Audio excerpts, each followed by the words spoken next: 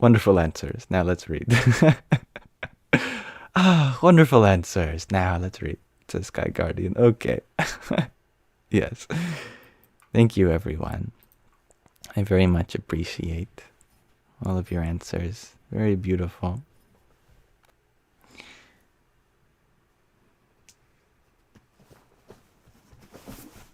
Today we are going to be reading from another passage of In Love at Ease. This is a book about everyday spirituality with Pramukh Swami Maharaj. He was the guru of the author, Yogi Trivedi.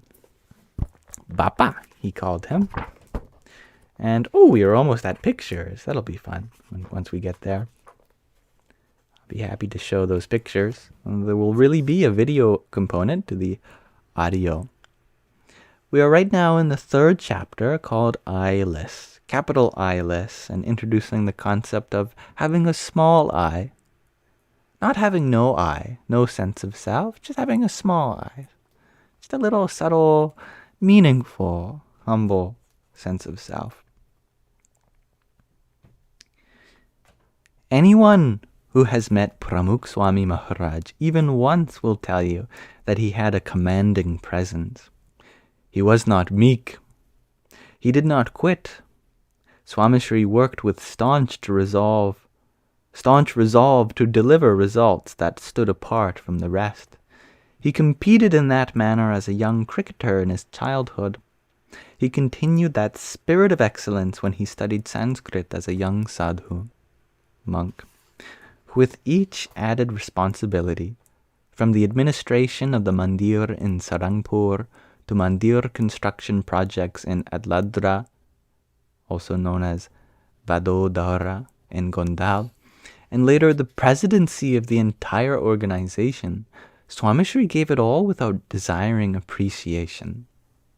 This same spirit propelled the growth of the organization after 1971. As an ambassador of Hindu dharma and Indic culture and religiosity, Swami Shri built more than 1,100 mandirs, temples, worldwide. And often they are huge, beautiful, ornate buildings. Many of these mandirs have come to be celebrated as the largest or most prolific architectural masterpieces in modern times. Most importantly, these mandirs added to the social, cultural, religious, and architectural landscapes of their local communities. They brought communities together by raising cultural awareness and focusing on their similarities. The Swaminarayan Akshardham complexes in Gandhinagar and New Delhi are celebrated as icons of culture infused with modern technology. And you should really see a picture or a video of some of these mandirs. Sky Guardian sent me a video of one a while ago, and I was blown away at the lights. There's just these beautiful rainbow LEDs that light up these temples. It's really amazing to see this ancient-looking stone temple, but lit up with all these beautiful modern technological feats as well. They gave Hindus a way to educate their peers, their children, and others about their past, without overemphasizing a spirit of superiority or condensation. The cultural festivals of India in London, 1985, and New Jersey, 1991, set the tone for Indian cultural and ambassadorship for the next 2 decades in the diaspora.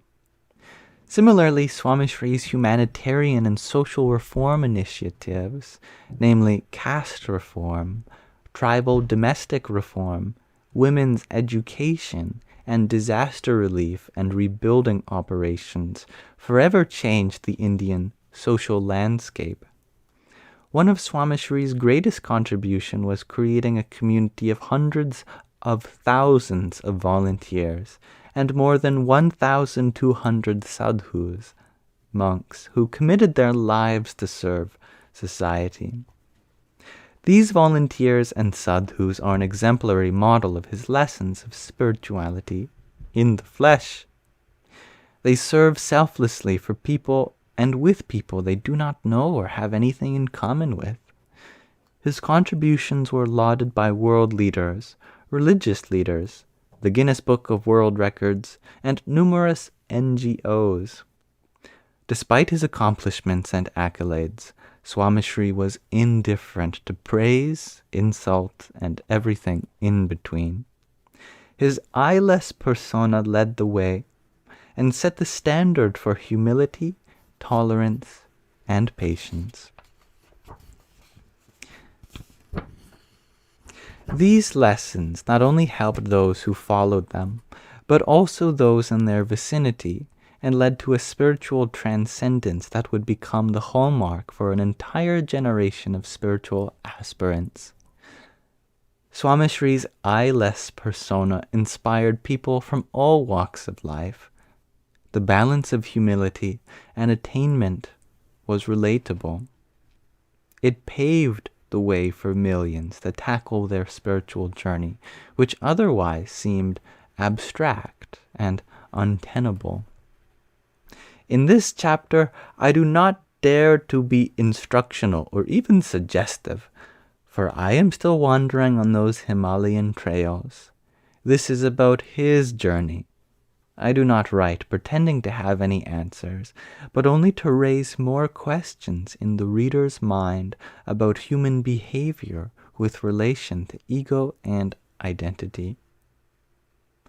I do so by sharing interactions from Swami Shri's life.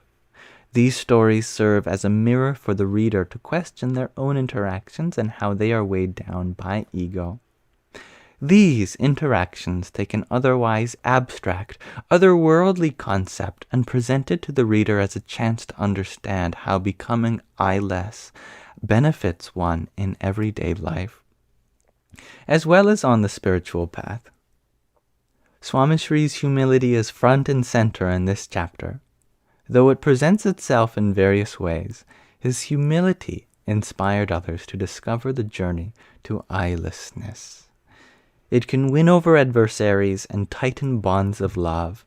It highlights personal benefits of becoming I-less, how it benefits those around us, and how it substantiates our conversation with our inner self and the divine, the ultimate spiritual quest.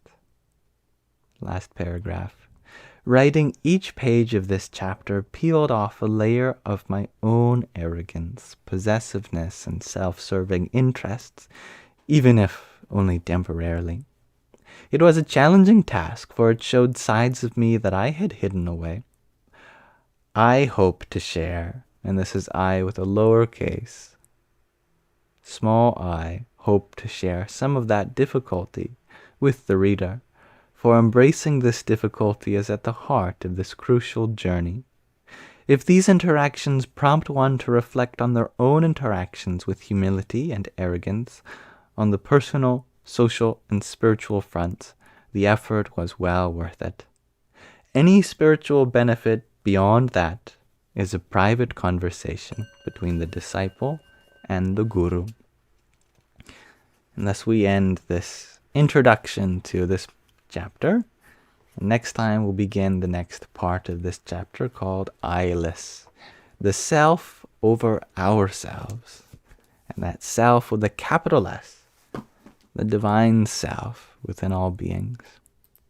Thank you for listening. Thank you, Tatvamasi.